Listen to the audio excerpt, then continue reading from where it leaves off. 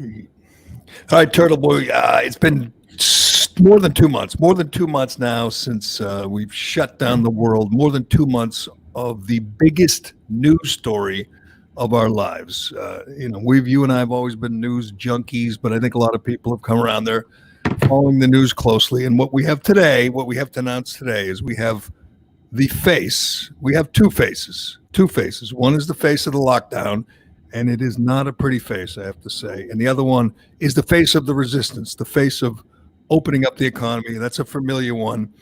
Dave Portnoy, sitting in his apartment in New York, decided to whip out the cell phone and do a little, what does he call it, emergency press conference? Yeah, that was an emergency press conference. What time was that? Because it went viral like nothing he's ever done, including his fight with AOC, stuff with Goodell.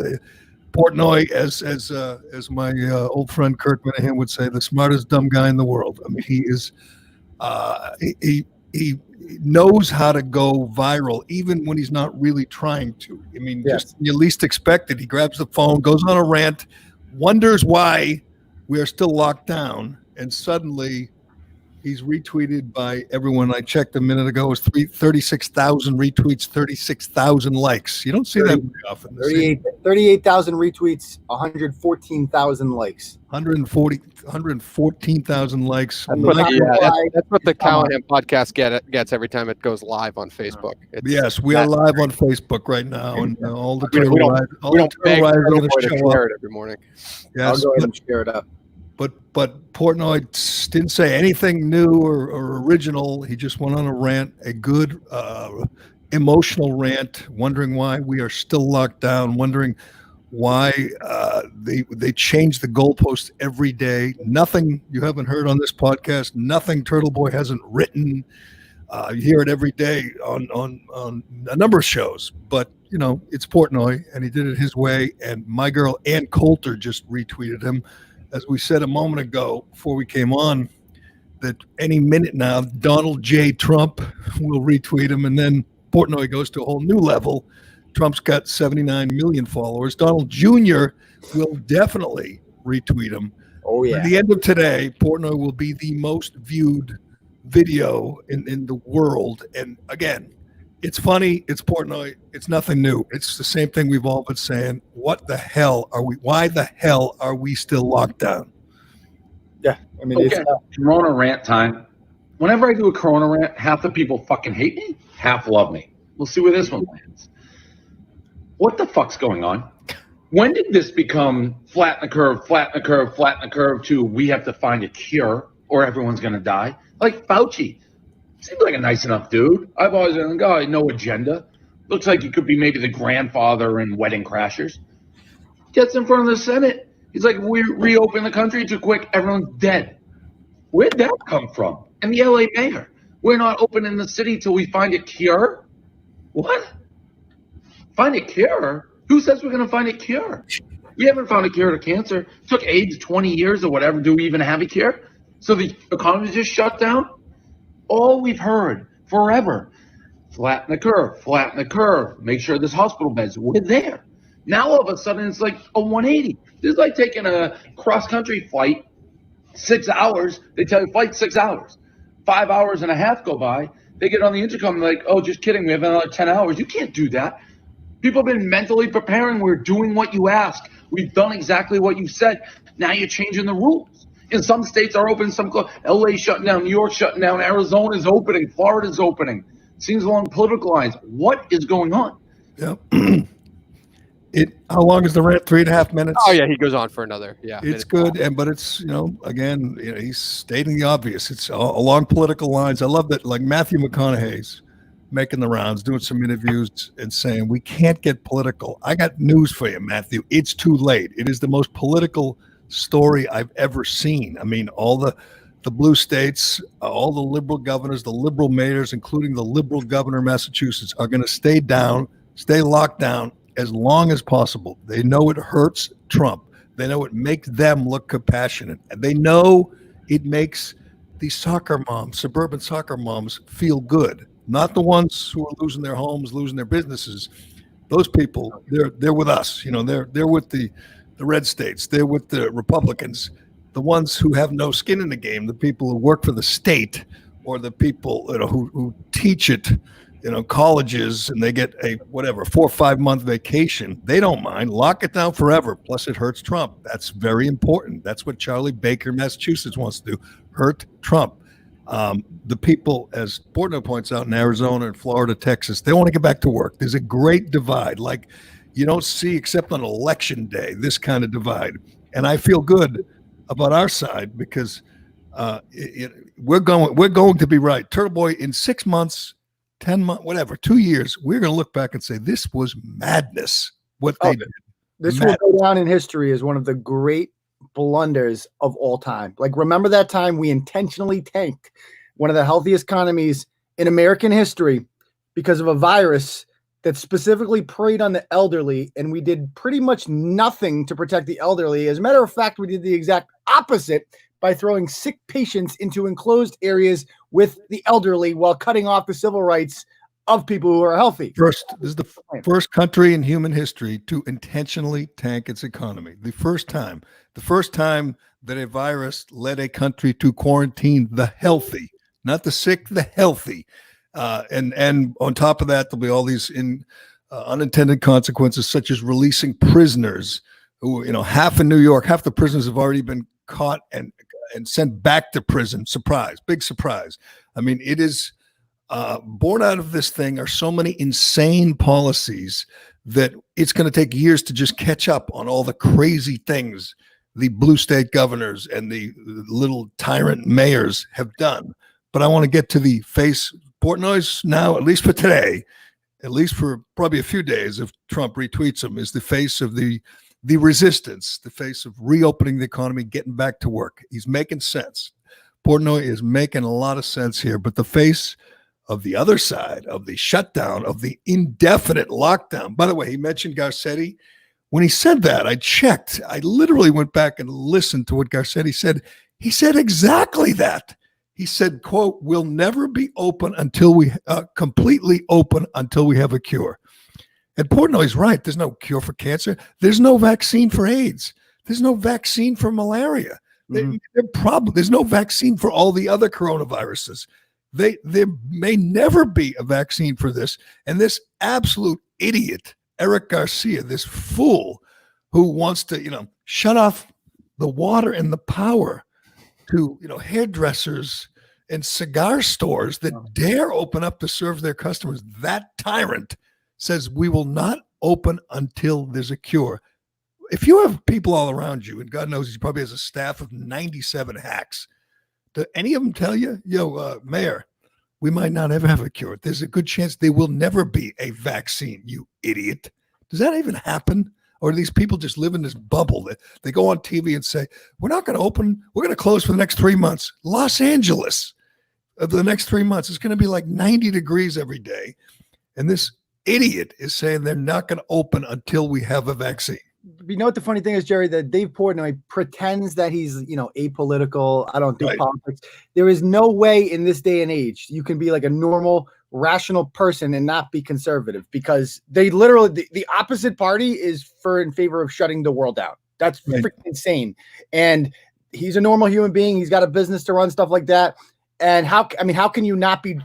I don't understand how this has become a right-left issue. There's no liberals that kind of think like, maybe we should not stop the world. Is not the greatest idea ever. But they've all bought into it. Nothing surprising. I retweeted this letter somebody sent to me on Twitter about the atmosphere in Washington and how all the Democrats are reveling in this and literally hoping, admitting they want it to go on as long as it takes. I mean, when you hear them say, we're going to go through the next 3 months, we're going to wait for the summer, we're going to cancel school in the fall, which the California university system is already done. They've canceled school in the fall. Alabama goal with USC.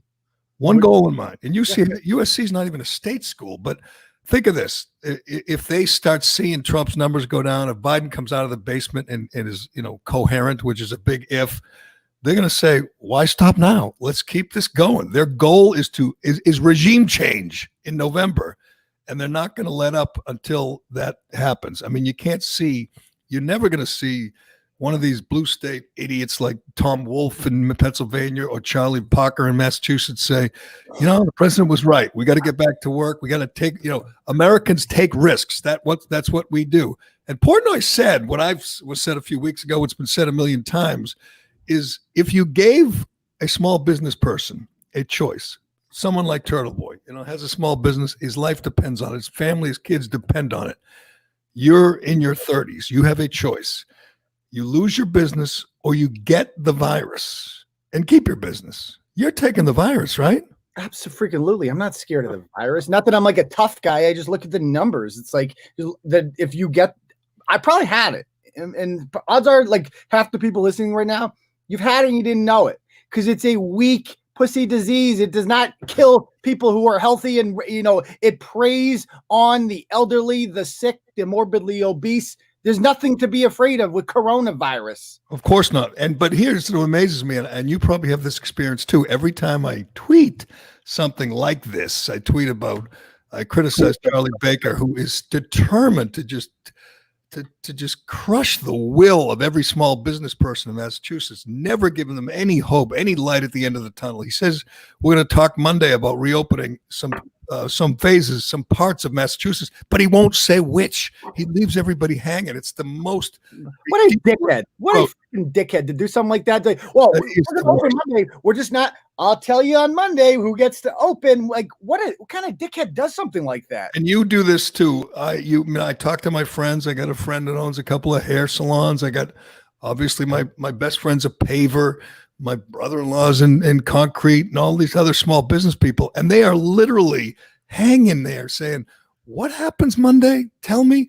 There are people who own small businesses, whatever they are, hair salons, who are trying every day to convince their employees not to bail on them, not to just give up, go on unemployment, not to take another job, not to go work at Amazon or Lowe's. Every day they're saying it's going to happen any soon.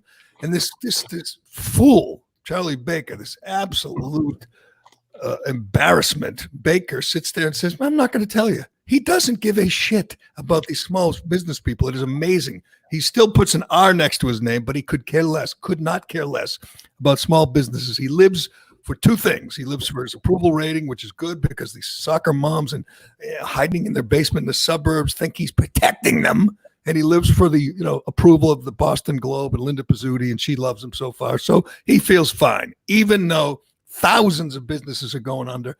We'll get to that because it is frustrating as hell. I tweet about Baker, and I get so many responses saying, you still, even today, saying you want people to die. Baker's saving lives. And I'll occasionally tweet back at him and say, how the hell is he saving lives? And say, well, as long as we wait. Yesterday was a big guy went after me on Twitter and said, we just have to wait for the peak, the climax of this virus to pass. Then we'll be fine.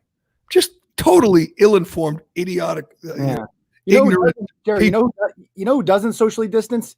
Charlie Baker's son. Whatever happened to that story?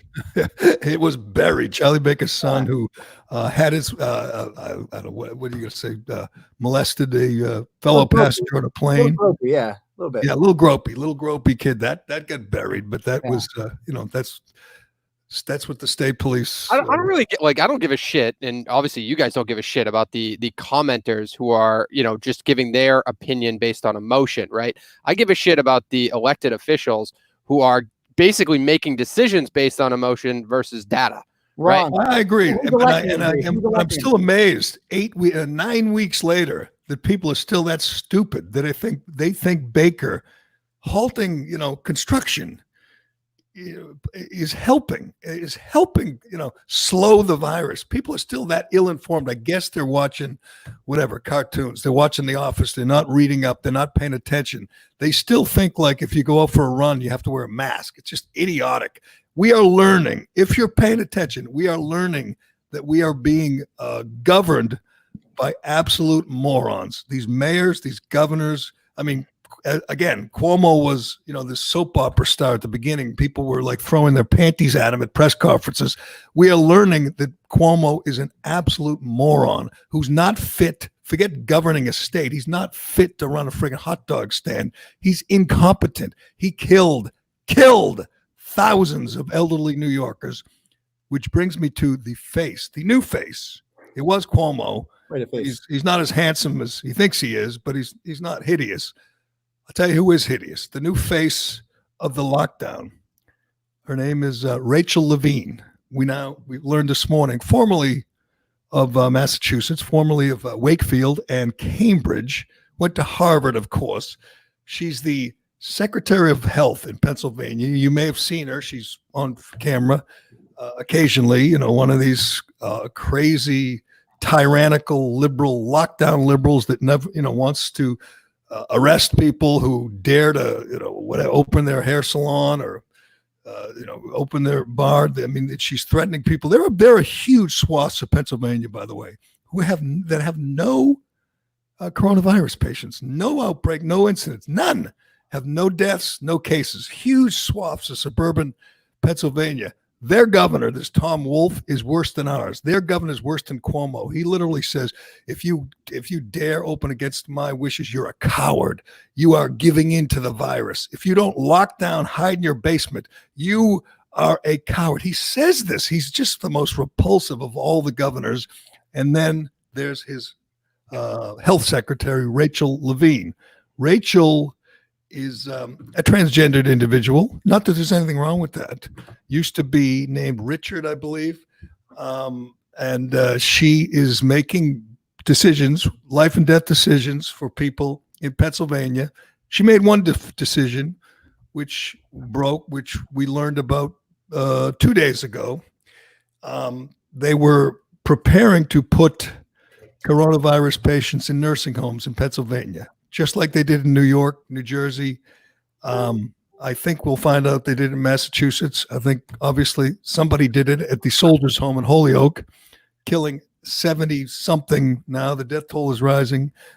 Heroes, World War II vets, Vietnam vets. That's on Charlie Baker.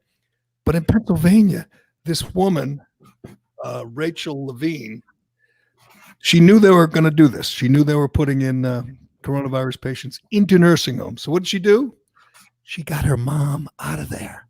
She snuck her mom out in the dark of the night and put her in a hotel. Now, let me ask you this, you guys. What do you think if this were, I don't know, Republican, just kind of a mean-looking old Republican, Richard Burr? If this was someone who looked like Richard Burr, who yanked his mother, his 95-year-old mother, out of the nursing home before they transferred the infected patients into that nursing home, what would happen? There would be national outrage. They were mad because they sold stocks before this happened, They literally remember Kelly Loeffler and a couple other senators got caught, Dianne Feinstein. Yeah. They sold stocks based on inside information that they had about so that's just them profiting. This is this woman literally saying her mother's life is more important than all the other elderly people in the state. No, what she's doing is admitting what they're doing is going to cost lives. She knows it. She can't say, and I heard her explanation. She said, well, we tested all the nurses and all the aides and we quarantined this. She's lying. Obviously, she's lying. She's a repulsive human being. I don't care what her gender is. This is a vile human being. Knowing what they're doing, the measures they're taking is going to kill elderly Pennsylvanians. And I just checked the number. It's over 2,600 people, 2,600 in nursing homes in Pennsylvania dead because of this woman and this governor who decided to send coronavirus positive patients into nursing homes. I'm looking at the total. They have total deaths, 3,900.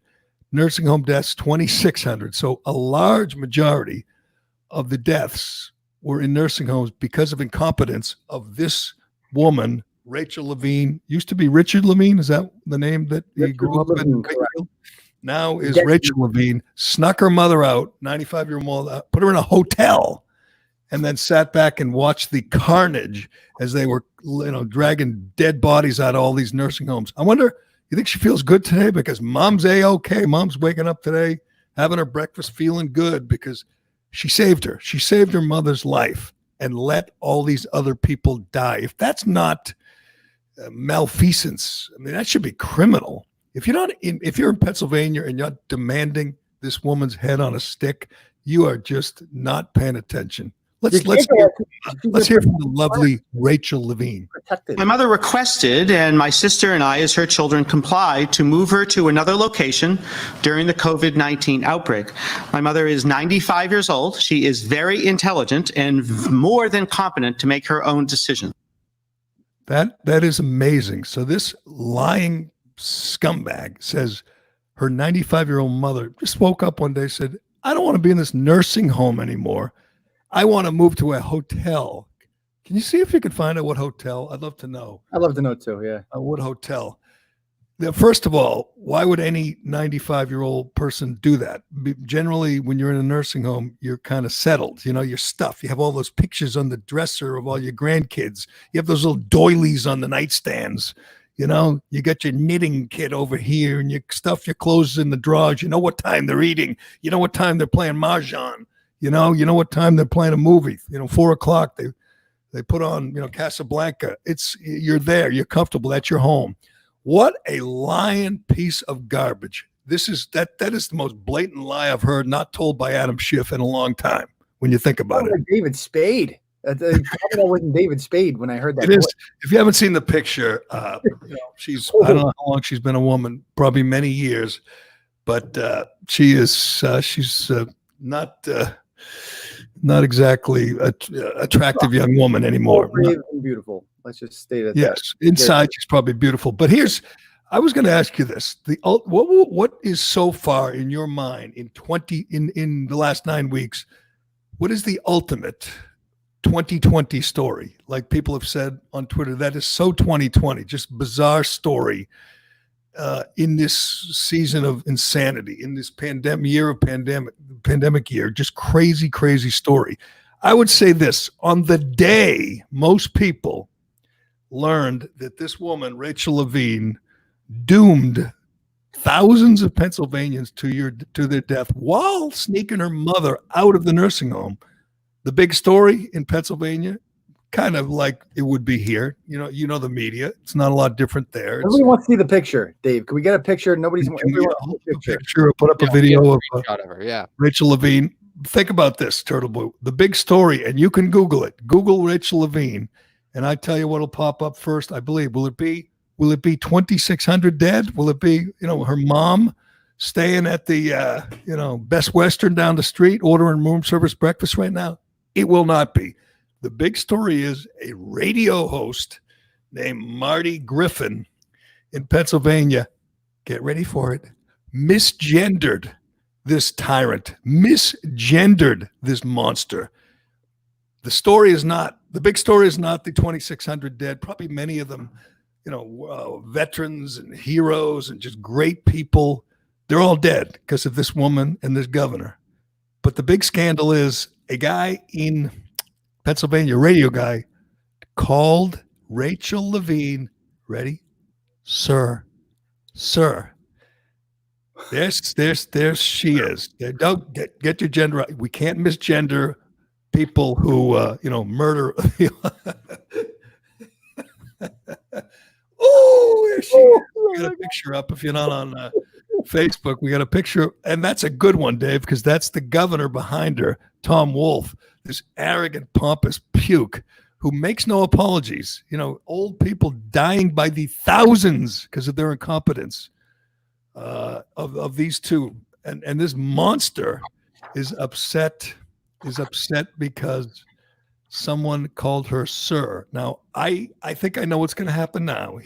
Marty Griffin has already apologized, probably apologized 100 times over. You think that's a mistake? It probably is, but I know why he did it, because his boss made him do it, said you have to do it.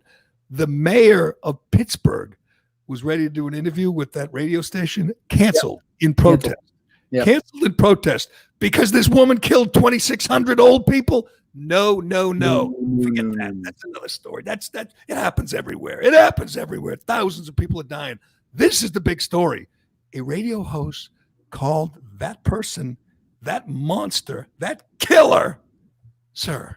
That's the big story in Pennsylvania today. That's ultimately what is going to save Dr. Rachel Levine, is in fact what she claims holds her back, and that is her transgender identity. She'll always be able to have that to hide behind when she kills, a couple thousand old people here or there, give or take. She'll always just be able to retreat to say, well, you're coming after me because I'm a member of this protected class, which is just straight out of their playbook. It never fails. They might as well do it. Now, here's the thing, Jerry, what people will ask. They'll point to places like, Maryland, Massachusetts. These have quote unquote Republican governors. Why would they intentionally tank their own economies if they're trying to win re-election? Well, because that shows they care. They care. Like the governor of Ohio, I've heard he's a Republican. He's got extremely high ratings, and he's been kind of a shutdown guy, I'm told. He's a shutdown guy. DeWine, whatever. Yeah. He's a shutdown guy. Just like Baker. Baker is a never Trumper in Massachusetts. He's a never Trumper. He does not want to be on the same page as Trump. He does not want to appear insensitive. He wakes up in the morning. His goal is to show everyone he cares. That's why he cries on cue. You've seen it. You've written about it. He weeps, like he's Brian Stelter on cue. Says he thinks about somebody dying in the soldiers' home in Holyoke. He starts crying, and you know how it works. The suburban soccer mom in Wellesley says, he really cares about me. And she forgets that he's a Republican, which I do too, and she supports him. I went over this last week. It's heartbreaking. He has an 85% approval rating. He's done a horrendous job in this state. Again, all the small business people and all the people waiting to go back to work don't even know what's going to happen on Monday. He said, we'll let you know. You can't prepare. If you own a restaurant, if you own a barbershop, you can't prepare. You can't make sure your employees are ready to go. You got a lot to do, man. You got to disinfect and wear masks and have all these take temperatures. And Baker will not even give you a hint. It's just so offensive. This guy is the worst. I shouldn't say the worst because he's not Rachel Levine or Tom Wolfe or Andrew Cuomo. He's a minor leaguer compared to those tyrants, but they don't give a shit about the people whose lives are hanging in the balance. They're surrounded. Those Levine, Wolf, surrounded by people who are completely comfortable. Not only are they still getting a paycheck, but they have very little work to do. It's like summer's coming. It's like summer started early. What's the big deal? Watch TV, take a walk, go to the beach.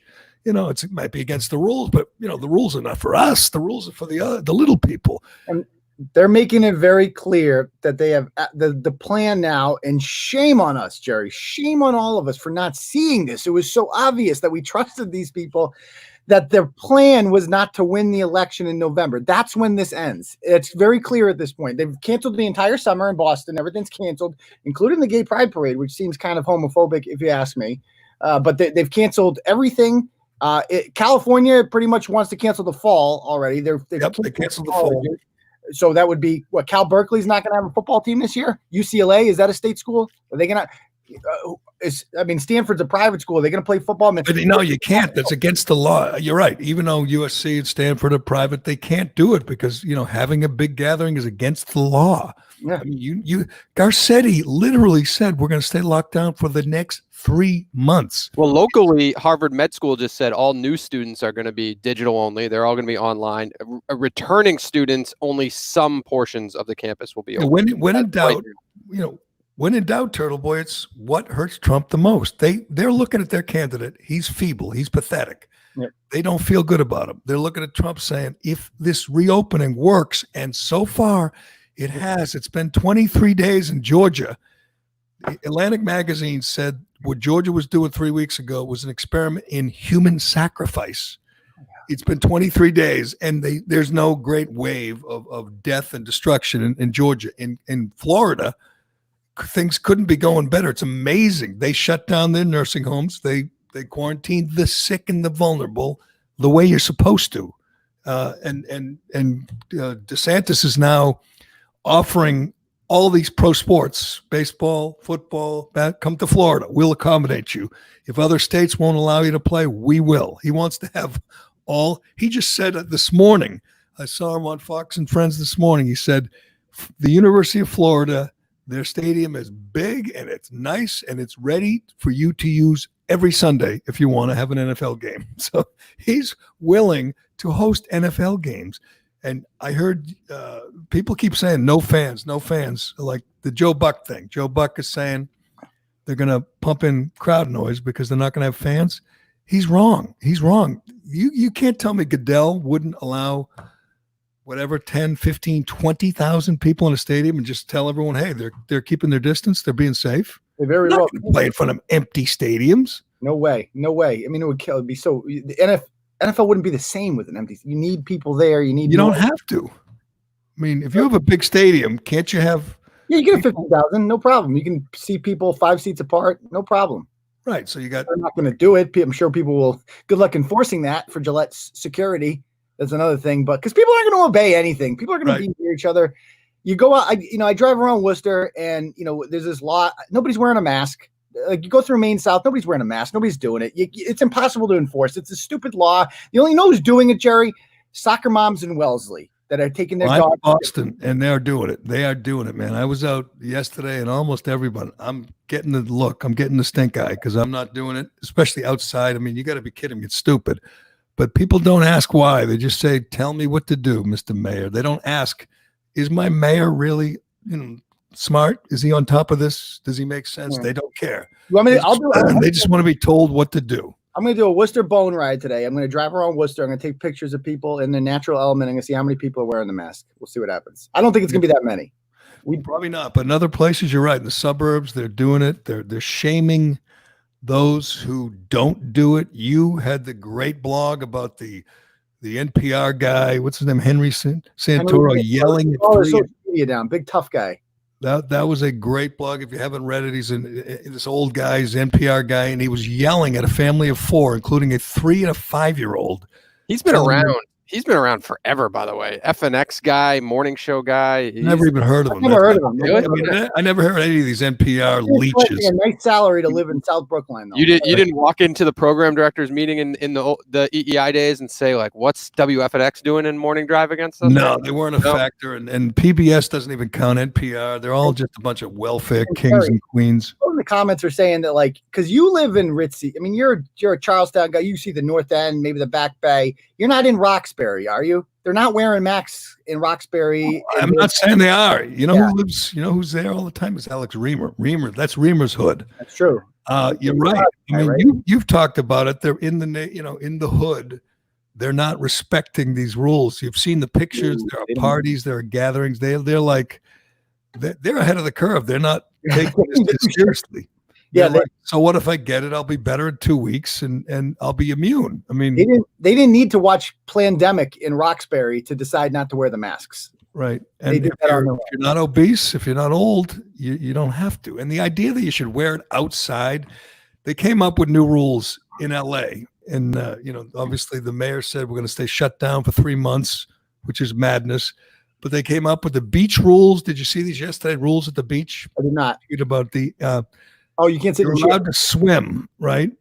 And you're allowed to run and walk, but you can't stand still. You can't sit down, and you have to wear a mask. So people in LA, if they're going to follow the rules, have to swim with masks on, not face masks like scuba masks. You think you're going to do that, Jerry? That doesn't seem safe to me. That doesn't seem like a And when you get out of the water, there is no loitering allowed. You got to immediately start running somewhere. It doesn't matter where. You have to move. Just run in place. If you stood there or sat there, that there was some danger. Can you jog in place? Is that allowed? Hey, maybe that's a good thing because we haven't started that public health initiative that we should have started during this process. So maybe that's the start of this whole thing. Jerry, I have a 2-year-old, right? And according to the law, he has to wear it out. No. The thought of me putting a mask on this child and him somehow consenting to it. Have they ever met a 2-year-old boy? Like, are they insane? Do they think? I think it is funny. I'm not there yet. I want to give the scold those parents that have their 4 and 5-year-olds with masks because they're idiots. I think we're learning a lot through this. Let's be honest. Lessons that will remain for the rest of our lives and beyond. Our elected leaders are freaking morons. They're just dumb. They're just ignorant. They don't care about the science. They don't care about the facts. They care about power, and they love showing up every day and flexing their muscles and making people do something that makes no sense. We're learning that without a doubt. And we're learning that they're, the these people, some people don't mind living in a police state. They don't mind being told what to do. It doesn't have to make sense. They don't mind. They're like, whatever you say, I'll do. Curfew, I'm in. What? What do you need a curfew for? What does a curfew have to do with a virus? Doesn't matter. Just tell me to do it. I'll do it. I don't know if that holds true forever, but it's still 9 weeks in around where I am, man, in the city. There are so many people that are, I was walking my dog yesterday and a guy's running towards me and he has no mask because he's running. And I think, well, this is a normal guy. He grabs his shirt, holds it up over his face just to go by me like this. And I'm going, what do you think is going to happen, you absolute idiot? I mean, that's how you're going to go through life, holding a shirt over your face because you're afraid a little virus will float through the air. And he was probably 25 years old. He was a young guy, fit guy. I'm thinking he was doing that to protect you, Jerry. It wasn't the other way around. You think he was positive? Whatever. He was protecting you. I'll say this. There are people like Turtleboy and Portnoy who say, give me the virus. I don't want to lose my job. I don't want to lose my business. Just get this over with. I got a good friend, owns a business, and he's, a little overweight, and he's like my age. And he's like, I don't care. I'd take the virus right now over what they're doing to my business. I've told you this before. He's a contractor. He has 25 jobs in the city of Boston that are on hold. They're just waiting. He's got people who work for him who say, I'm going to collect unemployment. Call me the end of July. This is crazy. Why should I work when I can make more sitting on my ass? This is the rule. This is Democrat, mentality. Stay home. And he has to beg people to come back and work for him, when he's finally allowed to go back to work because they're doing so well not working. The faces of this resistance beyond Portnoy today, who kind of stole everyone's thunder. We know Shelley Luther. That's a fine face, by the way. Unlike Rachel Levine, that's a fine face. Rick Savage, the restaurant owner in Maine. Oh, that guy. Hero, who, by the way, Janet Mills, the governor, if you saw this on Tucker last night, the governor is going after him and trying to ruin him. They want to put him out of business because he dared defy the queen up there. And this New Jersey gym owner who's opening today, I believe, against the rules, he's going to get arrested. He says, fine. They're almost like these heroes leading the fight around the country in different places. And I think on Monday, you're going to see some in Massachusetts.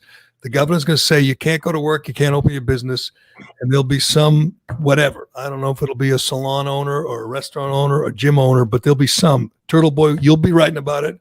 They're going to say, F you, Charlie Baker. They're going to get shut down. Baker will be as vindictive as the governor in Maine. He'll try to ruin them. He will look at them as, disrespecting him, and he'll try to crush them. It's going to get nasty. It's going to get nasty everywhere, by the way. That's the only natural, inevitable outcome. These governors are never going to give an inch. They love it. These mayors, you're going to have this civil disobedience. And I'm going to sit there and I'm going to enjoy it and I'm going to applaud it. Well, you know what? Some restaurant owners in Boston are writing letters. I think it was to Charlie or to Marty, I forget who, that they want to reopen. I mean, they've had enough of this. They need, this is how long we were told 2 weeks. We did our job and they feel lied to, 2 weeks. It's 9 weeks now. There are, I had, I think State Rep Mark Lombardo and a couple other people were pushing to reopen Massachusetts, and they're Republicans, and they should have the ear of the governor. He's hanging on for us, by the way. He's hanging on, whatever you want. State Rep Mark Lombardo, who is a rebel if ever there was one. He's in Massachusetts, and he's taking on the establishment every day when he shows up. Unfortunately, he's got to take on the governor, a former Republican turned absolute dark blue liberal, who is as anti-business as any governor in the country, who is determined, by the way. I think Charlie's goal, our governor's goal, is to be the last state to open up. He wants to be the last state. He does not want to appear like he's following, Trump's lead or following the Republicans' lead at all. But we'll check in with Mark. He pays closer attention to this than we do. What's happening, Mark Lombardo? Hey, Jerry, good talking with you. We're battling out here, Tell us what's going to happen Monday. Marty won't tell us. Marty says May 18th, he'll let you know. And I know, a number of small business people who are hanging on They don't know if they are supposed to hire people that day or, bring them into work that day. They don't know if they'll get to open their business. He just won't tell them. What is the point of that? And what is going to happen on Monday? Well, I can tell you the legislature doesn't know either, because we're not being told anything, not even the Republican caucus. What we know is that yesterday the governor says he doesn't want any leaks, which I found pretty disheartening position, because no one's asking for leaks. We're asking for clarity, right? Businesses want to know, can I open? If not, how long? And if I can't open, can you give me some prep so I can do what you're asking me to do, whatever that might be? I could only guess that we're going to see an extension beyond May 18th, because, I would guess June 1st. I'm hearing rumblings of stage 1, phase 1, whatever the color-coded chart that was released. I think it was orange. No, it was a light green. It was kind of a pastel green. That's what I think Monday is. Yep. Yeah. Well, I don't think I'm not convinced that that's going to happen on the 18th. So it may, and I hope we start kicking things off. But I don't think there's any guarantee. With the approach that's been happening, has been slow. Well, what's the point, the objective of keeping everyone hanging? I haven't seen that in other states where the governor is so nebulous and just mysterious. We'll let you know. We don't want to give any hints. And I said earlier, Mark, I got a friend who owns a couple of hair salons. He is so frustrated right now because he doesn't know if he's supposed to bring his help back, his people back next week or not. He doesn't know whether he's supposed to hire them back. How could he know? There's no hint to whether his business will be included in the next phase. Yeah, I think that's the problem is nobody knows. I don't know what the governor's waiting for as to why he can't start to prep businesses. But Jerry, I also have a neighbor who owns a hair salon, and she would love to have the courage of the salon business owner in Texas had of opening her business. But what she's worried about is that unlike the governor of Texas that basically made sure that woman didn't serve time in jail, she worried that Massachusetts will pour her licenses and forever kill her ability to have a profession, right? I mean, the difference between Massachusetts and Texas. Isn't that where you, as her state representative, could be her advocate and have a bigger voice? Well, there's no doubt about that. Would certainly have her voice. She has to have a certain level of comfort that she's taking some risk opening up. But I've encouraged her to get ready, to be open. There's a pent-up desire for people in the Commonwealth to get out there, for people to get to work, for businesses to open. What I did find a little disheartening yesterday at the governor's press conference was his comments about opening up Massachusetts would be irresponsible now. Right. And I don't think anyone's asking to flip the switch and go back to what we were doing pre-COVID on day one. But what I don't think is irresponsible is having multiple industries open with masks and gloves, and we can figure this out, right? Where the small business people in Massachusetts are pretty bright. They'll find a way to do it safely. We can open up multiple industries. We don't have to have government picking winners and losers and acting, as the king, deeming who's able to open up. Right. It's incredible that liberals support Baker essentially picking winners, which are Amazon and Lowe's and Home Depot and Walmart and Target, and losers are your small business people, your neighborhood, small hardware store. They're the losers. The winners, Walmart, and liberals are okay with that. It is amazing. He said when he was asked that, Mark, it was a chance to give the small businesses a little hope, just a little glimmer of hope. And he said, no, opening up would be irresponsible. It's going to be slow. It's going to be painful. He's enjoying this. I swear to God, he's enjoying this because, as you know, the Globe likes him now, and the people, the educated Harvard people like him now. They applaud him. Oh, he's not like the others. He's not like Trump and DeSantis and Abbott. He's careful. He cares. And if you weren't sure, occasionally a tear will come down his cheek, and he'll show you how much he cares. I mean, Baker is just an embarrassment. Yeah, I'm not sure if he's necessarily enjoying the shutdown, but I don't envy power. Is he enjoying his new power, his new duties and responsibilities? Because I think he is. I mean, he does a press conference every day. He's got a little, he's aroused at the thought of everyone listening to him and waiting for him to allow them to go back to work. Well, one of the things I don't understand is if you look at the makeup of the reopening committee, There was 15 appointments to that committee. 13 of them were Democrats. 2 of them were unaffiliated, unenrolled individuals. Not a single Republican was apparently qualified to serve on the reopening committee. Who's on it? Well, I love highlighting Mayor Dan Rivera of Lawrence, the fentanyl capital of the Northeast, who sits on the reopening committee. He announced that he's going to have masks squads out there enforcing. I wish he would send fentanyl squads out in his city so they could stop the drug flow from Lawrence into my community, into all the communities up and down the Northeast of the United States. But that's who the governor is listening to on his reopening committee. Dan Rivera can't manage his city, never mind managing all the business owners of the sanctuary city. They're going to enforce non-existent mask laws there, but not actual existent federal immigration laws. Yeah, exactly. All the drug dealers must wear masks or they're in trouble. I don't believe there's no Republicans. I don't believe there's any small business people on there either, Mark. I think it's all, hacks and bureaucrats and big business people. He doesn't care. I mean, there's no evidence that he gives a damn about any small business people. Yeah, the makeup is definitely shaded towards large businesses. And it's almost like small businesses need to go kiss the ring of the larger group here. I mean, I like to mention a guy named Rick Green. So here's a guy who is out of Pepperell, out of his garage, built a multi-million-dollar car part business, A1 Auto. He happens to be a Republican. He's very well respected. He's known by the governor and his team. They didn't even tap this guy. I mean, this guy is the ultimate success story of the American dream, and he's a small-town, Pepperell kid.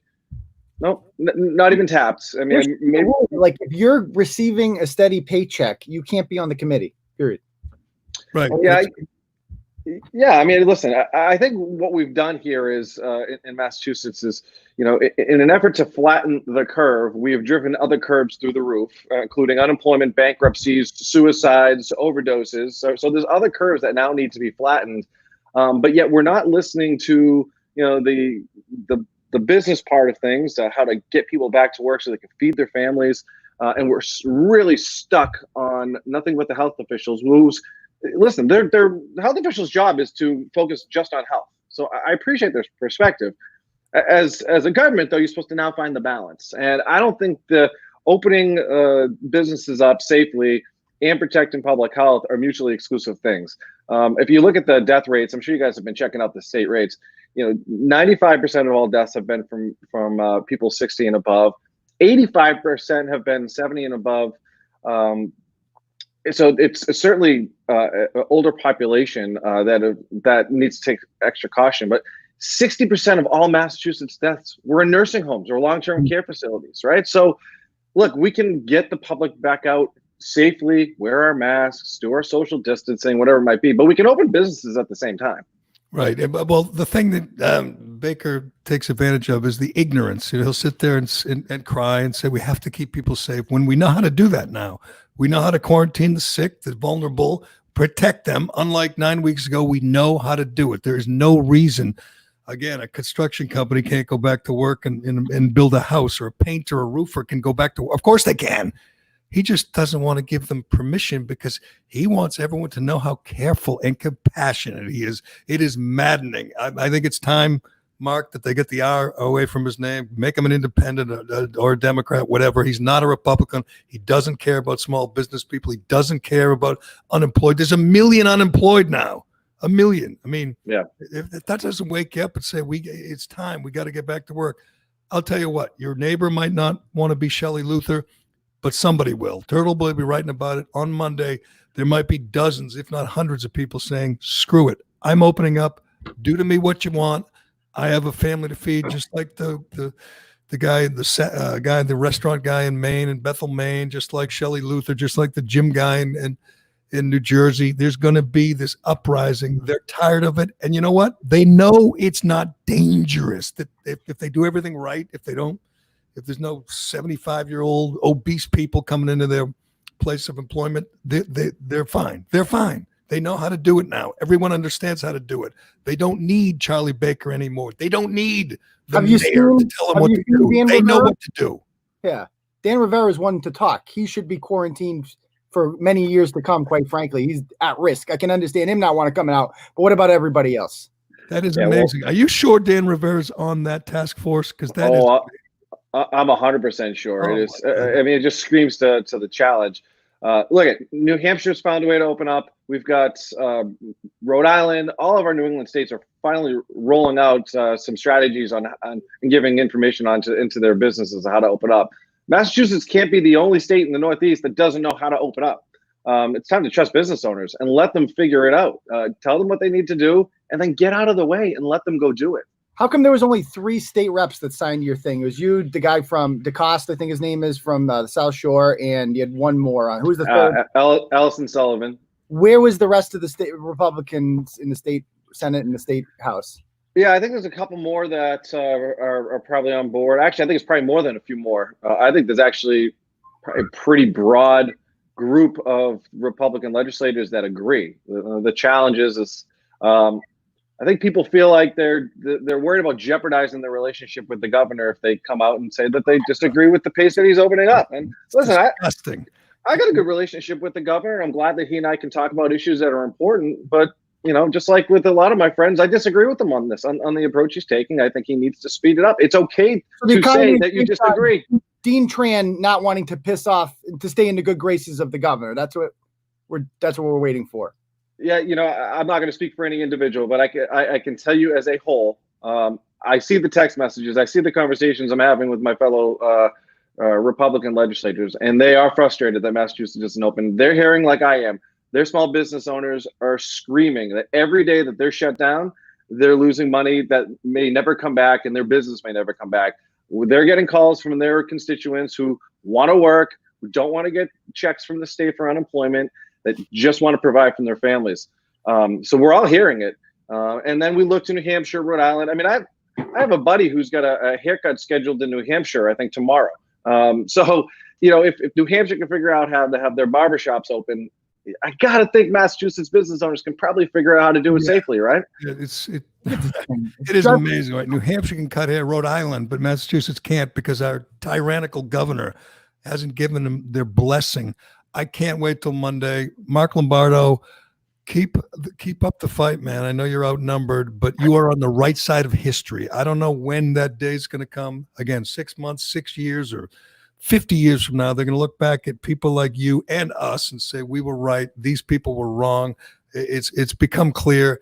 If Governor Baker doesn't allow, you know, most businesses to open Monday, we're going to have a little revolt on our hands. We'll have you back on because I think there's going to be more than a few Shelley Luthers who open up and say, you know, Baker be damned. We gotta support our family. It's going to be interesting, but we'll talk to you again, hopefully next week when this all happens. That sounds good, guys. Have a good day. Thanks, Mark. That is Mark Lombardo. I always talk about how I grew up around here, just being outnumbered in fights, whether it was in high school or college. Anytime we argued politics, I was always a right-wing zealot.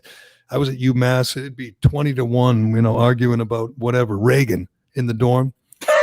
That's how you sharpen your skills. I just got a visual of you sitting in Southwest in the quad down there and just debating about Reagan. Oh, yes, and I'd be defending. They all thought he was the devil because that's what you're supposed to think when you go to UMass or grow up around here. That's Mark Lombardo. That's why he's so good, because his skills have been sharpened by the fights where he's outnumbered, mostly by idiots. My first year at UMass was the year that George Bush won the contested election, and that election got a lot of outrage and whatever. You didn't even notice it.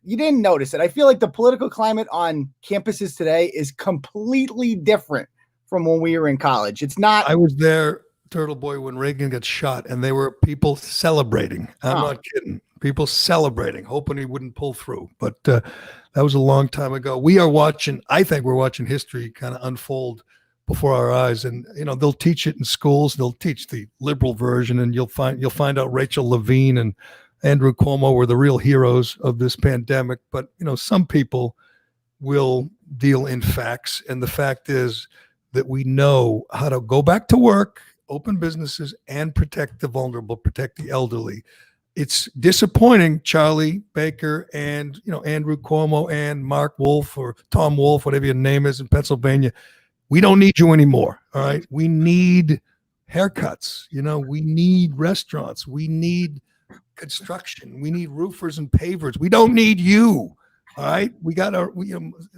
People have their own mommies and daddies. They don't need you. You're not our daddy. Get out of the friggin' way and let people go back to work. It is just so frustrating.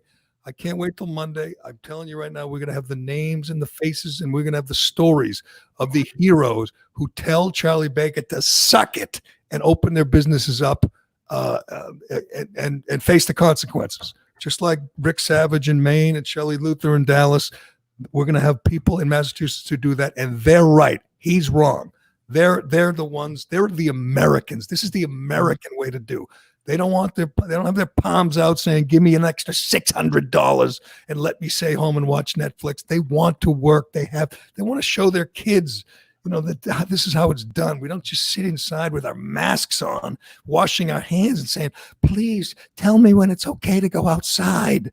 Enough. Yeah, but that's right. Do you think it's kind of fucked up that we sit here and we wait for those people to have those reactions? Like the Wachusett Country Club, she was scared shitless to do that because she knows there's going to be retribution for her. But don't you think on Monday, it's a good point, but they've seen it. What she did worked. What she did forced the hand of the governor. No, but you just said on the show that Governor Baker is going to go after them when they do this, right? So they're scared shitless to do it. So not only they want to open, they're probably willing to open and rip up cease and desist letters, but they're scared for the retribution. And we don't have elected leaders. Like, I would have loved Lombardo to come on here and be like, on Monday, this is what you should do. Now, he has to play political. He has to play politics too. But I want to hear elected officials have balls. No, I think you got it backwards, though. The private sector people, the hair salon, whatever, the construction guy leads the way. Lombardo will support him.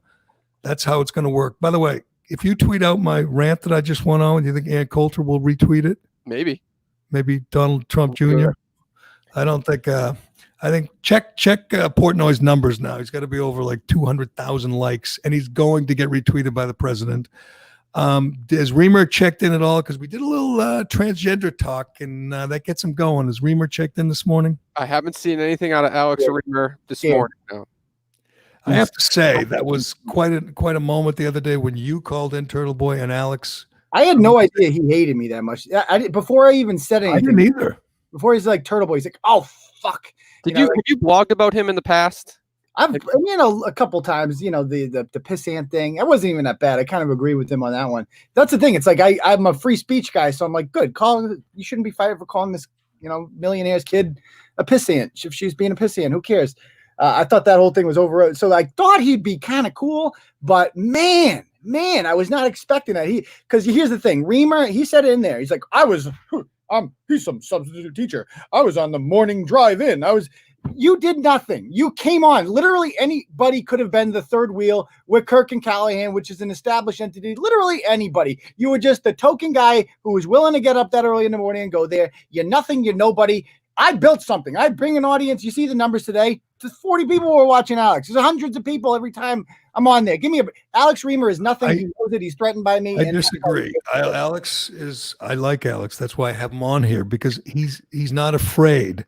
He's not afraid.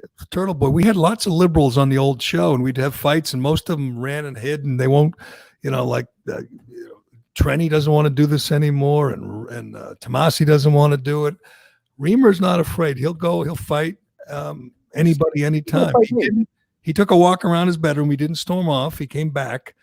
I didn't know he hated you that much, but I do think, for whatever reason, the whole subject of transgender, whatever, track stars or runners, that gets under his skin, and he didn't handle it well. But he just hates you. What can I say? He hates your guts.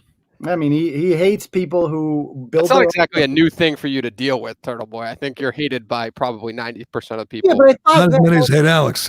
Alex is supposed to be the liberal that's like easy to get along with. He can like a lot of liberals couldn't come on your show. Trenny can't do it. I thought he was the guy that you could get along with the other side, even though we could crap on each other back and forth. He gets along with me. He just doesn't get along with you. And it's you. You're the problem. What did I do to him? What did I ever do to him? I don't know. I don't know, but there was something. I'll bet you when we talked to him again, there was something you wrote or something. He doesn't like. I mean, you've mocked these transgender kids before. It pisses him off. He's not transgender. He's gay. That's what I always ask. What do you have to do with them? Why is your fight their fight? But I guess he feels like they're both like marginalized citizens, and he's written a lot about it. He's thought a lot about it. We've fought about it many times, but it's too bad. Maybe we could have got him on today to defend Rachel Levine, this monster. I'm not talking physical. Jerry, This monster who has killed old people in Pennsylvania. You're just reading conspiracy theories, Jerry, from QAnon. I want to talk more about the Lawrence Mayor because you blogged about it and we talked about it with Mark Lombardo, but people really have to hear the details of that. I did not know he was on the governor's task force. That is amazing. And if you have any questions left about the pandemic and you're still wondering if you haven't really read up and paid attention the way I have or Turtleboy has, CNN has a panel, I believe tonight, a town hall with a panel of experts. We are guaranteed, these are real experts. We're going to know everything there is to know about the pandemic after we watch this show on CNN tonight. But first, let me tell you about Shea Concrete. Shea Concrete's a fourth-generation owned and operated business working hard day in and day out to be your trusted precast concrete partner. And you know what that means? They're working today. They're working now. They're there on this nice spring day to take care of your precast concrete needs. They're a local company, but they're all over New England. 4 state-of-the-art facilities all over the place. You can go visit any of them, or you can go online and check out SheaConcrete.com. If you're a contractor and you get a little downtime because the town or the city won't let you do a job that you're ready to do, here's what you can do. Crazy, tyrannical. Don't listen to that guy. Listen to me. You can call Shea. And they can show you some of the products they can deliver to your job site ready for installation, like tomorrow. Wait, you can get water and wastewater products. You can get barriers and bullards, deck footings, electrical and communication products. The list goes on and on. It's not just concrete blocks. They can do lots more than that. These guys can do it all. If you're an engineer, Shea can help you design your next project. Give them a call for more information or for an estimate or just to ask some questions. I know you got some questions. Call them, Shea Concrete, or log on to SheaConcrete.com. Do it today and ask for a hat. Really cool hats. But Lawrence Mayor, his name's Dan Rivera. Turtleboy, let me get your blog up here in front of me. I want to make sure it's a good one. You've been on a roll. You had this is fertile ground for you, and it's going to continue to be. I can feel it. There's going to be a couple of Turtleboy blogs in the next week about these heroes, these hair cutters, and these restaurant owners who say, screw you, Charlie Faker. We're going back to work, and Turtleboy will have all the info. If you want it, you certainly won't read about him in the Globe. Not that anyone reads the Globe. I don't know where else you'd read about him, but TB Daily News is the place to go. Yesterday, you would have read about Lawrence Mayor Dan Rivera. Let me see if I can get that up in front of me. He is what do you call him, morbidly obese individual? Oh yeah, who oversees the worst city in terms of drugs and crime and immigration violations in Massachusetts. One of the worst in New England, one of the worst in the country. It's the fentanyl capital. Everyone knows that. Hell, New Hampshire officials have pointed it out that this is where their dealers, their druggies get their product in Lawrence. This is where, if you want to get some fentanyl and OD and die, is the place to go. This guy, while doesn't enforce any immigration laws, and they're pretty lax on the drug laws, if you go outside without a mask, you are in big trouble. They have a mask. What do they call it? The mask prevention patrol, something really mask enforcement patrol. That's what mask enforcement patrol. I'm sure the cops think it's silly. The cops are busy dealing with gangs and MS-13, and now this idiot mayor wants them to go out and bust people who aren't properly wearing their mask and fine them $300. I mean, Jerry, what's forgotten in this, and I'm surprised right wingers aren't pushing it more, is that these outbreaks are happening in cities with a high concentration of undocumented immigrants, Jerry. There's a lot of people in these cities who have no paperwork, who are not here on the books. We don't know who they are because they didn't come here legally, of course. And the more people you have in an area like that, undocumented, the more likely they are to catch and spread the disease. And of course, Lawrence is a sanctuary city, so federal laws magically don't apply there. So they can essentially, be here illegally. So that they're not interested in enforcing, real laws in Florence. They're interested in enforcing imaginary laws, which are really just orders, which have no teeth to them whatsoever, and haven't passed constitutional review. And when they have gone in front of courts, by the way, did you see in Wisconsin yesterday? They said the lockdown's illegal. Yeah. Tell me this. If you get fined for having no mask or for not being the proper distance, and they literally give you a fine of $300, $500, aren't you going to challenge it? I mean, I could literally give you a stack of data right here on my, log on Google of people, doctors, experts saying that mask doesn't help. Like you could say, here, Your Honor, I have proof. And God knows this doctor knows this better than that idiot mayor, wherever you are. I mean, I guess it depends on the judge, but if you challenge these things, people getting like tickets, citations for like running on the beach, walking on the beach, are they really going to pay those, or are they going to? No, those guys from Chicopee in that bar the other day. I spoke with one of them yesterday. I'm having them on the live show tonight. He's not paying it. They're not paying the fine, and good for them. I would not. You don't have to pay it. What are they going to do if you don't pay it? It's not enforceable. It would seem that way, but here's what the mayor, and this is amazing. The mayor says, this is a serious matter. Not since the Civil War have we had this level of crisis across our nation. So starting Friday, our police officers will be conducting enforcement patrols regularly. These are policemen in the most drug-addled city in New England. Gangs, guns, fentanyl, and he wants the policemen to have regular enforcement patrols to make sure people are wearing masks. I got news for you. Most of the people, or not most, many of the people aren't going to get the word. They're not even going to know. They don't even know there's a coronavirus. They're in a fentanyl haze, a heroin haze. Cops are going to go up and say, write them a ticket if they don't have a mask on.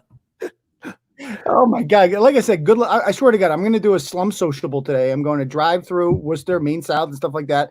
And I'm just going to see how many people are wearing masks and how many people are not. And I have a good feeling that many, many, many people are not going to be wearing masks. And guess what? The Worcester police aren't going to freaking enforce it. I mean, I was a teacher, Jerry, for many years, and cell phones was the battle we could not win with kids. You cannot stop kids from texting. It was literally impossible. They're too sneaky.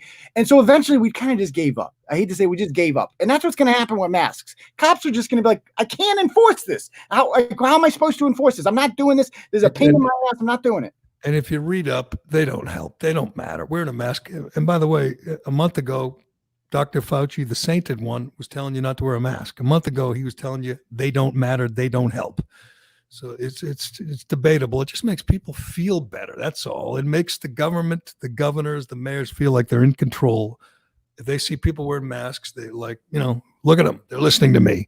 And it makes people feel better. I mean, did you see yesterday the president, he still sits around a room with all these governors and senators or whoever around a round table, and they're all wearing masks, and he's not. He still won't do it. He refuses. And hopefully, it won't matter. But he doesn't set a great example. No. The people are turning on Fauci too. We liked Fauci for a while. And now, I mean, Portnoy made that video yesterday. He's an influencer. Tucker's turned on him. Rand Paul's had quite enough. And I think people are starting to realize that, wait a minute, we never elected this guy to anything. Why are we letting him control policy? All he says is close down indefinitely. Yeah, that's all he cares about. And I think it should be simple to understand that you can respect him and like him and say, yeah, he's an epidemiologist. He doesn't care about the economy. He doesn't care about schools. He only cares about the virus. So you listen to him. You know what you do? You have him in the meetings. You have him on the task force. You listen to what he says, and then you ignore it. You say, okay, thanks, doctor. You can go now. That's what you do. You patronize him. You pat him on the head and say, thank you. We got all we need to know about the virus. We need to get the country back to work. He literally doesn't think, people should go back to school ever. He doesn't think we should ever shake hands again. He's got all these nutty theories, and yet people, now that Trump has turned on him, people love him even more. Fauci matters even more, but you're right. Portnoy's turned on him. Tucker's turned on him. A lot of the big influencers have. He's become a flashpoint. All the Democrats are going to love him. All the Republicans are going to hate him. Rand Paul, and last I heard, we were supposed to listen to the doctors, right? Dr. Rand Paul just savaged him the other day, and it was great to see because people are afraid. It's like one of these untouchables, these anointed ones. You're not supposed to criticize Fauci. I like the fact that we're actually criticizing some of what he says now. It's about time. You don't let an 80-year-old epidemiologist make your economic policy for the greatest nation in the history of the earth. It's just nuts. But I think, Fauci, he's okay. He knows his stuff about viruses, but what the real experts are going to speak tonight on CNN. Is it tonight? Do I have the time and the date correct? 8 o'clock tonight. The big reveal. Don't let it ever be said the CNN is not a serious news network. I mean, they had Brian Stelter, who weeps himself to sleep at night, say the other day he cannot believe how obsessed Fox News is with this Russia story. Conspiracy theory. 3 years. Everything they don't like is a conspiracy theory. 3 years of CNN and MSNBC advancing this insane conspiracy theory that Trump was a Putin puppet. It gets totally debunked. We found out that Adam Schiff and Nadler and Maddow, and they've all been lying to us for 3 years. We find out the other day that it's all one big lie, and Stelter says, "Well, can you believe how obsessed they are with it?" It's just like, why don't they get back? And yesterday he gave Obama credit because Obama didn't want to talk about Obamagate. He wanted to talk about the pandemic. Can you believe that? What are the odds? He didn't want to talk about it. Scandal.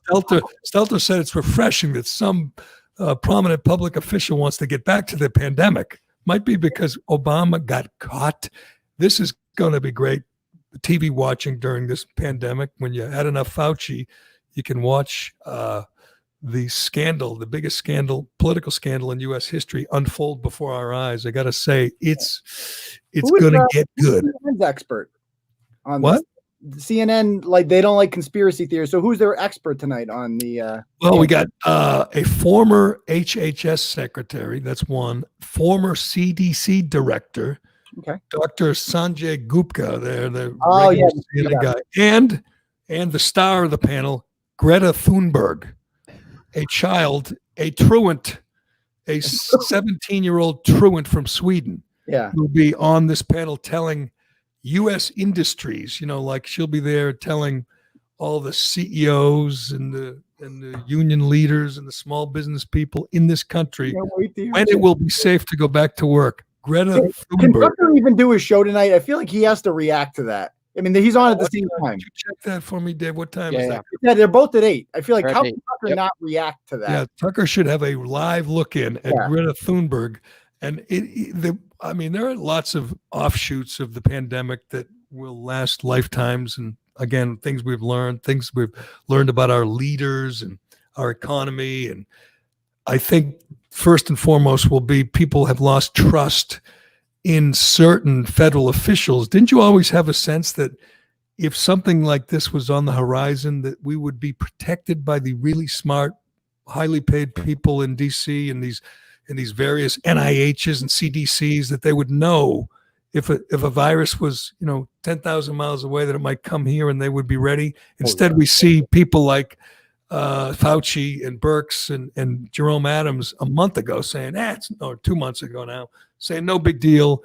Fauci in March said you should go, if you have a ticket to a cruise, you should go on a cruise. In March. Expert. So I think we know that these people, these smart people who are making these big decisions and setting, they're not that smart. That's what we've learned above all else, that they're not that smart. Another thing I think, this virus, why are people acting like they're an expert on the virus? Nobody knew anything about the virus. All of their predictions about it were wrong. Like, that's why when they say, Trump was late, it doesn't matter. Everybody was late. Trump wasn't nearly as late as other people. God knows he wasn't as late as Cuomo or de Blasio or Pelosi or Fauci, but he was late. As he likes to point out, that ban on flights from China was pretty early. That was January 31st. There was like no dead. There was like 15 cases in the whole country at that point. He was much early, or I should say less late than so many others. But anyway, it's a stupid argument. I'm so tired of it. I'm so tired of listening to Trump talk about it. But another thing, a positive offshoot of this is, are we going to be done with this climate change, hysteria? Are we done with that, at least for a while? Well, the grocery stores give me plastic again. Thank God. That's true. I love that because it no longer matters, by the way. I mean, the fact that climate change was considered like a serious problem is the sign of a healthy economy. If your world is so good and your life is so comfortable that the biggest thing you have to fear is rising sea levels, then you're pretty goddamn safe. I think that's really took that seriously. Except, I mean, I guess if you're taking your advice from a child who doesn't go to school in Sweden, true, like that. It's guided by definition. But I think when we're over this, or whenever that is, 3 months, 6 months, when it's in the past. I think when people start screaming, idiots like Ed Markey start screaming about climate change, you're going to say, give it a rest. We've been through a real national emergency. We've survived. Let us just go back to normal. Leave us alone. Another good sign, I think, was Joe Biden named AOC to his campaign committee. She's the expert on climate change. That absolute moron, that dummy, is on Joe Biden's campaign committee, which is a sign of Biden being absolutely lost in the wilderness, looking to shore up his fringe support among radical nut jobs. So he brings that dummy on to talk to him about climate change, and, by the way, to campaign for him, which is a gift to Donald J. Trump. He also has John Kerry on the committee, so he's picking some winners. Biden is. AOC. The fact that she's attaching herself to remember, she's done nothing but crap on this guy for like the last year, racist, blah, blah, blah. Now she has to accept it because ultimately, as much of a fighter as she pretends to be, she knows how to get in line. She knows how to be to stay in the good favors of Nancy Pelosi, and she no longer believes women. You talked about the biggest 2020 story of the year. In my opinion, the one that pisses me off more than all of this is just the widespread, all of a sudden from Democrats, that Tara Reid is a filthy, dirty, lying Russian whore. That's the biggest one. That's also a good point, is the death of the Me Too movement. The Me Too movement is dead, defunct. I mean, all the leaders turned out to be hypocrites and liars. They all were frauds. When they said believe women, take women seriously, they didn't mean it. They meant believe women, except when they're accusing a Democrat. So there's a list. I forget who put it out. I think it was Daily Caller or one of those, I think it's like 100 hypocrites, all politicians and celebrities and actors and singers who supported that liar Christine Blasey Ford and attacked Kavanaugh, and absolutely flipped the script now that Biden is credibly accused. So I think those were the leaders of the Me Too movement. They were the Me Too movement. Right now, the Me Too movement is one person, Rose McGowan. She's the only one who's been consistent. She's a little nutty, but she has pointed out the hypocrisy of these other women, all the Alyssa Milano's out there. So that's another good thing. It exposed those hypocrites, and it exposed the insanity of listening to a teenager from Sweden as we sit there and worry about the fate of the earth. But we'll get to listen to her one more night tonight. Is she a small business owner? Has she been affected by this? Is this what? Is she a small business owner, Greta? I don't think. Well, maybe. Yeah, she probably has millions. This has to affect her speaking fees. I mean, she can't do any big. I assume that's how she makes her money, right? Going and speaking. Yeah, she wins awards. She wins big awards. Those might come with money. She doesn't go to school. I don't know. I don't know if she's going to go to college. She never went to high school. No, but she's a big star, and good for her. That's going to be it's going to be really enlightening. I'll probably be watching Tucker. I'll have to tape it. But you're right. Maybe maybe Tucker will have to have a little live look in. Lisa Bloom was the best one, as people are pointing in the comments. She literally came out and said, "Oh, I believe he raped you. However, Donald raped 20 people, so I have to vote for Joe." There's a few of those. Lisa Bloom, the guy who founded Politico, another guy who said that, Biden probably did it, but he's better than Trump. Yeah. But you know what? I don't want it to be too damaging, because I don't want him to have to, even this revelation that he was unmasking General Flynn, he got caught, he lied to Stephanopoulos, he's in it up to his eyeballs. It's a huge scandal. I don't want it to be so huge that Biden has to step down or Biden gets taken away in handcuffs, because I want the Trump-Biden debates. That's going to be the most entertaining thing of the summer. The hell with sports. You really think baseball is going to be as entertaining as Trump versus Biden? No chance. No. Nobody likes baseball anyway. Our team is so unlikable. It's like That's true. It is. No, it's the one thing nobody. I don't think anyone. Are we getting football? That's all they care about. And literally, nobody talks about like, are the Red Sox going to play? Because I really want to. You're absolutely right. You're absolutely right. And I think it doesn't matter. It's too late to save WEEI. Forget it. It's over. Oh my God! Did you see Dale's ratings? I saw them all, and it's disaster. It's the worst they've ever had, and I don't think they're going to get any better anytime soon. There's no. Block me on Twitter. He popped my cherry. Who did? Dale popped my Twitter block cherry. He was the first person to block my new account when I got back on. I thought it was Jen Royal, but it turned out to be Dale because I retweeted him going to Jen Royal's restaurant, and I said that it's amazing that somebody with such low ratings can afford to eat out at such an expensive restaurant. But it's just like it doesn't matter. He's the perfect example of like you don't have to produce anything. And you will stay on the air so long as you don't piss off a transgender activist. Right. Well, I don't know how much longer that's going to last, but good luck to him. There'll be that guy in Pennsylvania, by the way. They probably never find his body. The guy who called the transgender woman Sir, Marty Griffin, R.I.P. Rest in peace, Marty Griffin. But all right, Turtleboy, 2 appearances this week. You were 3 appearances. Ooh, yeah, hey, that's right. We didn't get Alex to call today. We were hoping Alex might call and check in, but I don't think he wants to play. He doesn't like you. That's pretty clear, but that's okay. We do good job on the blog this week. Some interesting stuff. Keep up with Turtleboy at tbdailynews.com. You can follow him on Twitter too, but I promise you, I don't know who it's going to be, but you're going to see a profile in Courage. That's what it's going to be, a profile in Courage, because Turtleboy is going to write about some small business person, or maybe a few, who open up against the will, against the orders of our tyrannical governor on Monday. I can't wait to see it. I hope it's my friend, the haircutter. I hope it's Mike, the haircutter, because I need a haircut. But it might be. He's pretty pissed, but I think there'll be a group of them. We'll see what the state does. I'm sure Charlie's a vindictive man. I'm sure he'll try to ruin them, just the way the governor of Maine has tried to ruin Rick Savage, the restaurant guy. That's going to happen in mass. I look forward to it. We will be all over it. I promise you that. But thanks, Turtleboy, and thanks to Shea Concrete. Thanks to Allied Paving.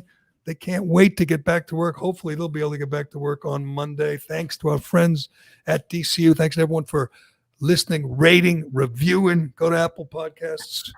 You can find it. You can give us a little star, 1 star, 4 star. I don't care. Give us a star. A lot of the trend right now in the reviews is to rank all the guests, and Turtleboy is not looking good in those rankings. Okay, so Turtle, get on there. Go on the Gerry Callahan Facebook page. Oh, now he's going to ruin it. No, not the Facebook page. It's the Apple Podcast review is where all the rankings are. Go on the Apple Podcast review and be honest. Don't if you don't think I'm number 1, don't say it, but rank it and do it, and because he's stacking the deck. Not only are you not number 1, this guy on one of the latest reviews, he put you at number 739. That's how bad he thinks you are. Mafia. This is all this is. This is stacking the deck. This is obviously orchestrated. So get in there, Turtle Riders. Do your thing. You can do that. I appreciate it. This is the Callahan Podcast. I'm Gerry Callahan. We will talk to you again tomorrow.